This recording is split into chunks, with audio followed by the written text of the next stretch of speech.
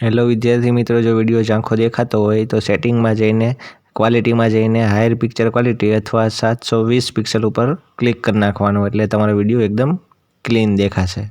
મિત્રો welcome to YouTube channel D solution. આજે આપણે વાત કરવાની છે ધોરણ 8ની વિજ્ઞાનની આઈડિયલ સ્વાધ્યાય પોથીમાં પાઠ નંબર છે 8મો, બીજા સત્રનો છે બળ અને દબાણ. એ આજે આપણે સોલ્વ કરવાનો છે. વિડીયો ગમે તો લાઈક કરજો, શેર કરજો, કોમેન્ટ કરજો અને બીજા વિદ્યાર્થી સુધી પણ આપણો વિડીયો ખાસ પહોંચાડજો. વોટ્સઅપ દ્વારા કે કોઈ પણ રીતે બીજાને પણ શેર કરજો, જેથી આપણે પણ બીજાને મદદરૂપ થઈ શકીએ. આપણે પાઠનો પેલા આપણને 1-2 વાક્યના ઉત્તર આપ્યા છે, કોઈને વિકલ્પ આપ્યા છે, બરાબર આપ્યા હશે, એટલે ટૂંકમાં બધું આવી જ જશે આની અંદર. આ પાઠની અંદર વિકલ્પ પણ આવી જશે, બરાબર છે. થોડુંક આડું વળું હશે પ્રશ્ન, પણ બધા પ્રશ્નોનો સમાવેશ આના વિડીયોની અંદર થઈ જશે, બરાબર. આઈડિયલની જેટલી પણ સ્વાધ્યાય પોથી હશે બધી સ્વાધ્યાય પોથીના ઉત્તર આની અંદર આવી જશે. ચાલો તો હવે આપણે વિડીયોની શરૂઆત કરીએ. પેલું છે નીચેના પ્રશ્નોના 1-2 વાક્યમાં ઉત્તર આપો. એમાં પેલું છે, દોરડા ખેંચની રમતમાં જ્યારે બંને ટીમ દોરડાને એક સમાન બળથી ખેંચે તો શું થાય? તો એનો જવાબ આવશે કે જો બંને ટીમ દોરડાને એક સમાન બળથી ખેંચે તો વિરુદ્ધ દિશામાં, એટલે કે જે ખેંચતું હોય એની દિશામાં વિરુદ્ધ દિશામાં બળ લાગે તો બળનું મૂલ્ય કેવું થાય? સરખું થાય. એટલે બંને બાજુનું બળ કેવું થશે? સરખું થશે. આથી પરિણામી બળ બંનેના તફાવત જેટલું, એટલે કે 0 થાય. તેથી દોરડું કોઈ પણ દિશામાં ખેંચાતું નથી. પછી આગળ આવે છે બીજા નંબરનું, બે બળો વચ્ચેનું પરિણામી બળ કઈ પરિસ્થિતિમાં શૂન્ય થાય છે? તો કે જ્યારે કોઈ એક પદાર્થ પર વિરુદ્ધ દિશામાં બળ લાગે તો પરિણામી બળ આ બંને બળના તફાવત જેટલું હોય. જો વિરુદ્ધ દિશામાં લાગતા બંને બળનું મૂલ્ય સમાન હોય તો તેમનો તફાવત શૂન્ય થાય. પરિણામે બે બળો વચ્ચેનું પરિણામી બળ પણ કેવું થાય છે? તો કે શૂન્ય થાય છે. એકબીજાની સામસામે ખેંચતા હોય વિરુદ્ધમાં તો બે બળોનું મૂલ્ય કેવું થઈ જાય છે? 0. પછી આગળ ત્રીજું, ઘણી વખતે બળને કારણે પદાર્થની ગતિની અવસ્થા બદલાતી નથી. તે ઉદાહરણ દ્વારા સમજાવો. એટલે એવું કહેવા માંગે છે ગમે એટલી વાર તમે ગમે એટલું બળ લગાડો તો પણ એ પદાર્થની ગતિની અવસ્થા બદલાતી નથી. તો કે એનું ઉદાહરણ કયું છે? તો કે દિવાલને ધક્કો મારો તો એટલે કે તેના પર બળ લગાડતા તેની ગતિની અવસ્થા બદલાતી નથી. દિવાલ ક્યાં રહે? એની યાદ રહે છે, એ ખસતી નથી. એ જ રીતે ફૂલાવેલા ફુગ્ગાને હાથથી દબાવતા તેની ગતિની અવસ્થા બદલાતી નથી, પરંતુ તેનો શું બદલાય છે? ખાલી આકાર જ બદલાય છે. થાળીમાં રાખેલી લોટની કણકને હાથ વડે દબાવતા તેની ગતિની અવસ્થામાં ફેરફાર થતો નથી. જો થાળીમાં તમે લોટ રાખ્યો એને દબાવો, બળ આપો તો એ કંઈ બીજી જગ્યાએ ઉડી જાય છે, ખસી જાય છે? ના, પણ એના આકારમાં થોડો ઘણો ફેરફાર થાય છે. પછી આગળ ચોથું છે, બળ લગાડતા પદાર્થની ઝડપમાં કેવો ફેરફાર થાય છે તે જણાવો. તો કે બળ લગાડતા પદાર્થની ઝડપમાં વધારો કે ઘટાડો થાય છે.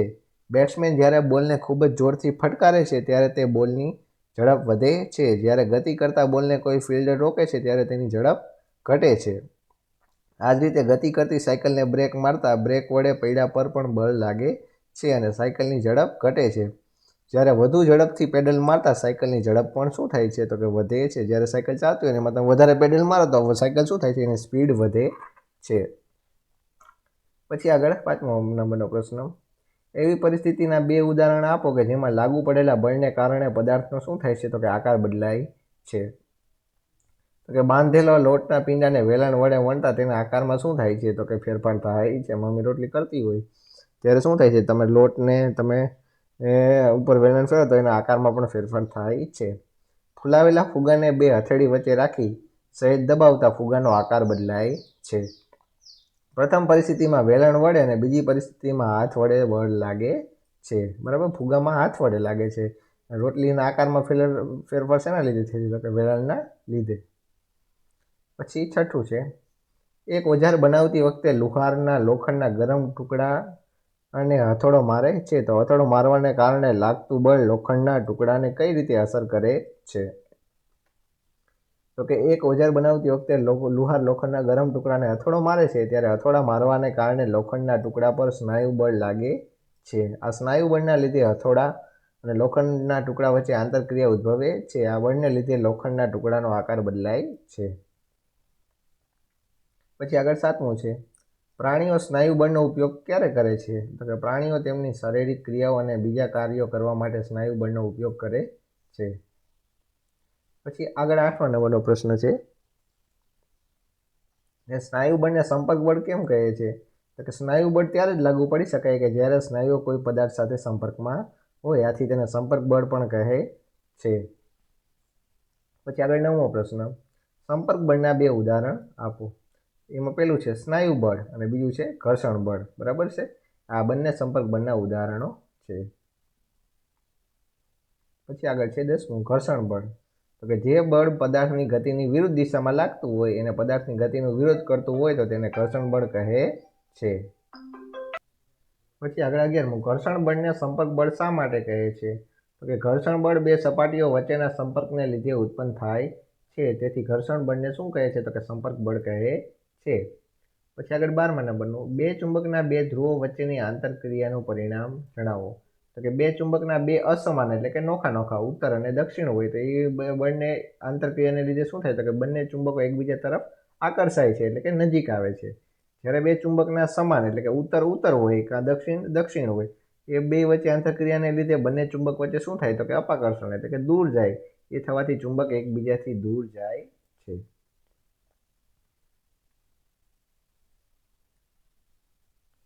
પછી આવે છે 13મા નંબરનો પ્રશ્ન, સ્થિત વિદ્યુત બળ એટલે શું? તેને અસંપર્ક બળ કેમ કહે છે? તો કે એક વિદ્યુત ભારિત પદાર્થ વડે બીજા વિદ્યુત ભાર રહિત કે વિદ્યુત ભારવાળા રહિત પદાર્થ પર લાગતા બળને સ્થિત વિદ્યુત બળ કહે છે. 2 પદાર્થો સંપર્કમાં ન હોય ત્યારે પણ આ બળ અસ્તિત્વમાં હોય છે, તેથી સ્થિત વિદ્યુત બળ એ અસંપર્ક બળનું ઉદાહરણ છે. એકબીજાના સંપર્કમાં ન હોય તો પણ શું લાગતું હોય? બળ લાગતું હોય છે, એથી એને અસંપર્ક બળ કહે છે. પછી 14મું છે અસંપર્ક બળના 2 ઉદાહરણો આપો. તો કે અસંપર્ક બળના 2 ઉદાહરણો, એમાં પહેલું છે ચુંબકીય બળ અને બીજું છે સ્થિત વિદ્યુત બળ. પછી આગળ 15મું, શું ગુરુત્વાકર્ષણ બળ માત્ર પૃથ્વી દ્વારા જ લાગી શકે છે? તો કે ના, ગુરુત્વાકર્ષણ બળ વિશ્વનો દરેક પદાર્થ એકબીજા પર લગાડે છે. પછી આગળ 16મું, ઉછાળેલો દડો જમીન પર કેમ પડે છે? તો કે ઉછાળેલા દડા પર પૃથ્વીનું ગુરુત્વાકર્ષણ બળ લાગે છે, જેના કારણે ઉછાળેલો દડો જમીન પર પડે છે. પછી 17મું, લાકડા કાપવા માટે કુહાડીના આગળના તીક્ષ્ણ ભાગનો ઉપયોગ કેમ કરવામાં આવે છે? તો કે કુહાડીના આગળના તીક્ષ્ણ ભાગનું ક્ષેત્રફળ તેના પાછળના ભાગ કરતાં ઓછું હોય છે. જે પૃષ્ઠનું ક્ષેત્રફળ જેટલું ઓછું હોય તેમ તેના પર લાગતું દબાણ કેવું હોય છે? તો કે વધારે હોય છે. આથી તીક્ષ્ણ ભાગ દ્વારા વધુ દબાણ લાગતા તે લાકડાને ઝડપથી કાપી શકે છે. પછી આગળ 18મું, કુલીઓને જ્યારે ભારે બોજ ઉપાડવો હોય ત્યારે શું કરે છે અને શા માટે? તો કે કુલીઓને જ્યારે ભારે બોજ ઉપાડવો હોય ત્યારે તેઓ પોતાના માથા પર એક કપડાને ગોળ વીંટાળીને રાખે છે. આમ કરવાથી તેમના માથા સાથે બોજનું સંપર્ક સપાટીનું ક્ષેત્રફળ વધી જાય છે, તેથી તેમના માથા પરનું દબાણ શું થાય છે? તો કે ઘટી જાય છે અને તેઓ સરળતાથી બોજ ઉઠાવી શકે છે. પછી આગળ 19મું, પાત્રમાં ભરેલા કોઈ પ્રવાહી દ્વારા પાત્રના તળિયે લાગતું દબાણ કઈ બાબતો પર આધાર રાખે છે? કે પાત્રમાં ભરેલ કોઈ પ્રવાહી દ્વારા પાત્રના તળિયે લાગતું દબાણ પ્રવાહીના સ્તંભની ઊંચાઈ પછી પ્રવાહીની ઘનતા ઉપર આધાર રાખે છે. ટૂંકમાં આ 2 બાબત ઉપર આધાર રાખે છે. પછી 7મા નંબરનો પ્રશ્ન છે વ્યાખ્યા આપો. વિડીયો ગમે તો લાઈક કરજો, શેર કરજો, કોમેન્ટ કરજો. કોઈ વિદ્યાર્થીને જરૂર હોય તો એને પણ સુધી આપણો વિડીયો શેર કરો, જેથી કરીને આપણે પણ બીજાને મદદરૂપ થઈએ. બરાબર, વોટ્સઅપ દ્વારા પણ તમે મોકલી શકો છો, લિંક આપણી શેર કરી શકો છો. ચાલો, પેલી વ્યાખ્યા છે સંપર્ક બળ. તો કે જ્યારે 2 પદાર્થો એકબીજા સાથે ભૌતિક સંપર્કમાં હોય ત્યારે તેમની વચ્ચે પ્રવર્તતા બળને શું કહેવાય છે? તો કે સંપર્ક બળ કહે છે. પછી બીજું છે ચુંબકીય બળ. તો કે કોઈ એક ચુંબક વડે અન્ય ચુંબક કે ચુંબકીય પદાર્થ પર લાગતા બળને શું કહેવાય છે? તો કે ચુંબકીય બળ કહે છે. પછી ત્રીજું છે ગુરુત્વાકર્ષણ બળ. તો કે વિશ્વનો દરેક પદાર્થ નાનો હોય કે મોટો એકબીજા પર આકર્ષણ બળ લગાડે છે. આ બળને ગુરુત્વાકર્ષણ બળ કહે છે. ગુરુત્વાકર્ષણ બળ કોને કહે? કોઈ પણ વસ્તુ તમે ઉપર ફેંકો તો ક્યાં આવે? નીચે. તો એને પૃથ્વીનું કયું બળ લાગતું હોય? તો કે ગુરુત્વાકર્ષણ બળ લાગતું હોય છે. પછી આગળ ચોથું છે દબાણ. તો કે એકમ ક્ષેત્રફળ દીઠ લાગતા બળને શું કહેવાય છે? તો કે દબાણ કહે છે. કે જેમ છે દબાણ કેવું હોય, જેમ ક્ષેત્રફળ ઓછું હોય એમ દબાણ કેવું હોય છે? તો કે વધારે લાગે છે. પછી આગળ 5મું, વાતાવરણનું દબાણ. તો કે આપણી આસપાસ રહેલી હવાના આવરણ વડે લાગતા દબાણને વાતાવરણનું દબાણ અથવા વાતાવરણીય દબાણ તરીકે ઓળખવામાં આવે છે.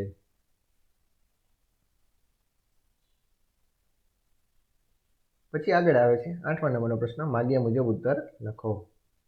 એમાં પેલું છે કે એક તીરંદાજ લક્ષ્ય તરફ નિશાન તાકવા માટે પોતાની ધનુષ્યની પણછ એટલે કે દોરીને ખેંચે છે, પછી તે બાણ છોડે છે, જે લક્ષ્ય તરફ ગતિ શરૂ કરે છે. આ માહિતીના આધારે નીચેના શબ્દોનો ઉપયોગ કરીને નીચેના વિધાનોમાં ખાલી જગ્યા પૂરો. બરાબર, આ શબ્દોનો ઉપયોગ કરીને તમારે ખાલી જગ્યામાં જે આવતું હોય એ તમારે સેટ થતું હોય તમારે લખવાનું છે. ચાલો, તો એમાં પેલું છે કે ધનુષ્યની પણછ ખેંચવા માટે તીરંદાજ બળ લગાડે છે, જેના કારણે શેમાં ફેરફાર થાય છે? તો કે એના આકારમાં ફેરફાર થાય છે. પછી બીજું છે ધનુષ્યની પણછને ખેંચવા માટે તીરંદાજ વડે લાગુ પડેલ બળ એ શેનું બળ છે? તો કે સ્નાયુ બળનું ઉદાહરણ છે. પછી આગળ ત્રીજું, બાણની ગતિની અવસ્થા બદલવા માટે જવાબદાર બળનો પ્રકાર એ શેનું છે? તો કે સંપર્ક બળનું ઉદાહરણ છે. પછી આગળ ચોથું, જ્યારે બાણ લક્ષ્ય તરફ ગતિ કરતું હોય ત્યારે તેના પર લાગતા બળો ગુરુત્વને કારણે એના હવાના ઘર્ષણને કારણે હોય છે. ચાલો, આ થઈ ગઈ તમારી ખાલી જગ્યા. હવે આવે છે આગળ તમારા ફેવરેટ વિકલ્પો. એમાં પેલું છે કે બળ લગાડવા માટે ઓછામાં ઓછા કેટલા પદાર્થો વચ્ચે આંતરક્રિયા થવી જોઈએ? તો જવાબ આવશે બી, 2 જેટલા. પછી બીજો પ્રશ્ન છે, પદાર્થ પર એક જ દિશામાં લગાડેલા બળો, તો કે જવાબ આવશે બી, એકબીજામાં ઉમેરાય છે. પછી ત્રીજું, જો બળનું કે ખાલી જગ્યા બદલાય તો તેની અસર પણ બદલાય છે, તો જવાબ આવશે એ, મૂલ્ય અને દિશા. પછી આગળ ચોથું, સ્થિર દડાને ધક્કો મારતા, તો જવાબ આવશે બી, તે ગતિ કરે છે. પછી આગળ પાંચમું, જો પદાર્થની ગતિની દિશામાં બળ લગાડવામાં આવે તો પદાર્થની ઝડપ શું થાય છે? તો જવાબ આવશે બી, વધે છે. કોઈ પદાર્થ ગતિ કરતો હોય ને એમાં વાંયથી તમે ધક્કો મારો તો એની ઝડપ એટલે કે સ્પીડમાં શું થાય છે? તો કે વધારો થાય છે.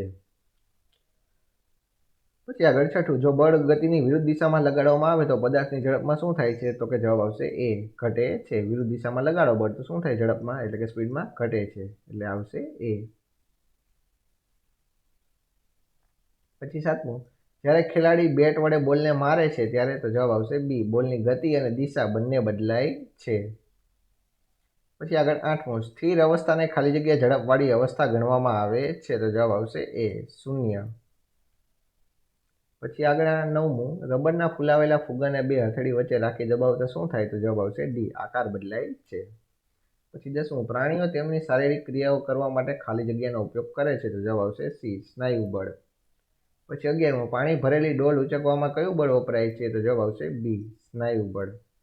પછી 12મું, ઘર્ષણ બળ એ ગતિમાન પદાર્થની ખાલી જગ્યા દિશામાં હોય છે, તો જવાબ આવશે બી, વિરુદ્ધ દિશામાં. પછી આગળ આવે છે 13મા નંબરનો પ્રશ્ન, ખાલી જગ્યા બળ એ બે સપાટી વચ્ચેના સંપર્કના લીધે ઉત્પન્ન થાય છે, તો જવાબ આવશે સી, ઘર્ષણના લીધે. પછી આગળ 14મું, બે પદાર્થો એકબીજાને અપાકર્ષે, આ અપાકર્ષણ ખાલી જગ્યાના કારણે હોઈ શકે છે, તો જવાબ આવશે ડી, ચુંબકીય અથવા સ્થિત વિદ્યુત બળ. પછી 15મું, સિક્કો તમારા હાથમાંથી છટકી જાય છે ત્યારે નીચે પડી જાય તેના ઉપર કયું બળ લાગે છે? તો જવાબ આવશે બી, ગુરુત્વાકર્ષણ બળ. પછી આગળ 16મું, ખાલી જગ્યા બળ આપણા બધા પર દરેક સમયે આપણી જાણકારી વગર લાગતું રહેતું હોય છે, તો જવાબ આવશે બી, ગુરુત્વ. પછી આગળ 17મું, એક પાણીની ટાંકીની આકૃતિમાં દર્શાવ્યા પ્રમાણે ABCD જગ્યાએ નળ લગાડેલ છે, તો પાણી કયા બે પોઈન્ટમાંથી સમાન દબાણે બહાર નીકળશે? તો જવાબ આવશે એ, બી અને સી પોઈન્ટ ઉપર. બી અને સી પોઈન્ટમાંથી શું થતું હશે? તો કે સમાન પોઈન્ટમાંથી સમાન દબાણે એક સરખા પોઈન્ટે બહાર નીકળશે. અહીંયા સૌથી વધુ ઓછું દબાણ હોય, અહીંયા પછી એક સરખું હોય, પછી અહીંયા સૌથી વધારે દબાણેથી પાણી બહાર નીકળતું હોય છે, એટલે જવાબ આવશે એ, બી અને સી પોઈન્ટે. આ એ ન ગણી લેતા, બરાબર? આ તો ખાલી ઓપ્શનનું નામ છે. જવાબ આપણો સાચો આવશે બી અને સી. પછી આગળ 18મું, આપણા શરીરની અંદરનું દબાણ કોના સમાન છે? તો જવાબ આવશે સી, વાતાવરણના દબાણ જેટલું. પછી આગળ 19મું, જ્યારે પાણીમાં ડૂબાડેલી નોઝલવાળા ડ્રોપરને ફૂલેલા ભાગને દબાવવામાં આવે છે ત્યારે ડ્રોપરમાં રહેલી હવા પરપોટા રૂપે બહાર નીકળતી જોવા મળે છે. જ્યારે ફૂલેલા ભાગ પરથી લગાડેલું દબાણ દૂર કરવામાં આવે છે ત્યારે ડ્રોપરમાં પાણી ભરાય છે અને ડ્રોપરમાં પાણી ચડવાનું કારણ ખાલી જગ્યા છે, તો જવાબ આવશે ડી, વાતાવરણનું દબાણ.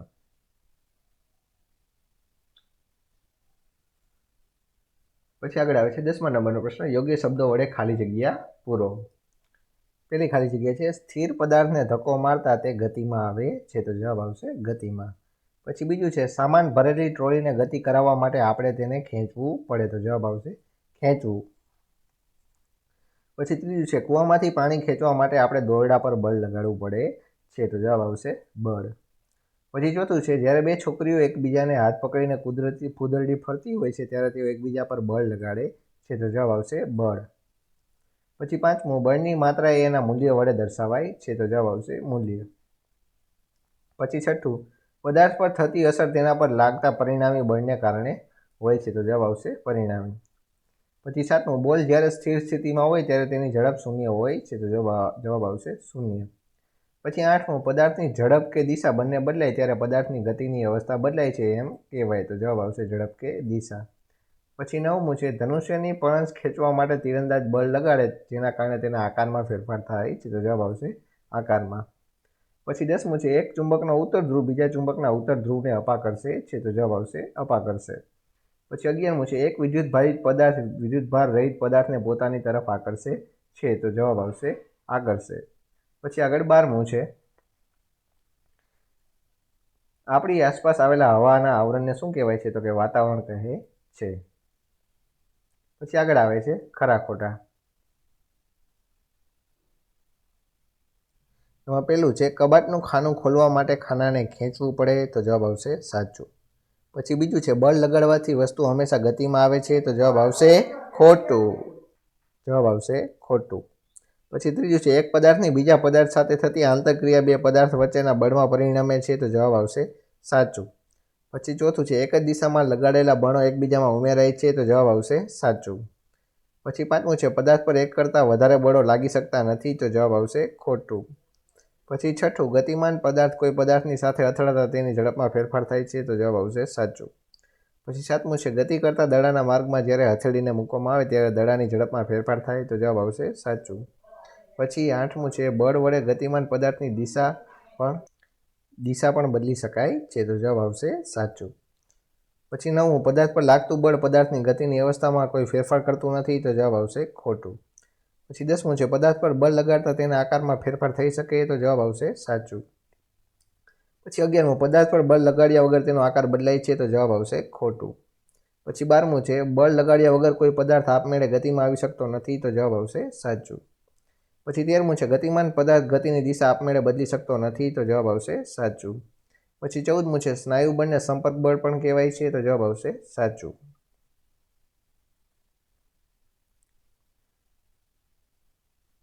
પછી આગળ આવે છે 15મું ઘર્ષણ બળ સ્થિર સ્થિતિમાં રહેલ પદાર્થ પર લાગે છે, તો જવાબ આવશે ખોટું. પછી 16મું છે ચુંબક દ્વારા લાગતું બળ એ અસંપર્ક બળનું ઉદાહરણ છે, તો જવાબ આવશે સાચું. પછી 17મું સામાન ઉંચકવા માટે ગુરુત્વાકર્ષણ બળ લાગે છે, તો જવાબ આવશે ખોટું.